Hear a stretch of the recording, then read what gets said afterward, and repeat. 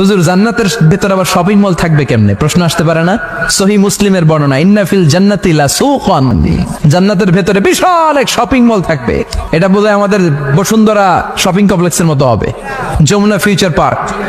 দুবাইতে যে একটা আছে বিশাল শপিং মল, মালয়েশিয়ার মিড ভ্যালি, এগুলোর মতো হবে মনে হয়। কত বিশাল যে শপিং মল হবে। সহিহ মুসলিমের বর্ণনা, প্রতি শুক্রবারে সব জায়গা থেকে বন বন করে মৌমাছির মতো জান্নাতীরা ওই শপিং মলে শপিং করতে আসবে।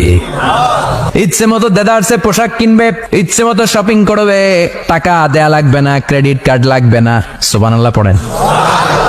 ইচ্ছে মতো শপিং করবেন। দুনিয়াতে একটু কষ্ট করে হালাল উপার্জন করে খেয়ে যান। আল কানাআতু মিনাল ইসলাম, অল্পে খেয়ে তুষ্ট থাকা আর আল্লাহ শুকরিয়া করা, এটার নামই ইসলাম। অল্প খাও, অল্প পড়ো, অল্প জমাও, অল্পের ভেতরে বরকত ঢুকাই দিছে কে?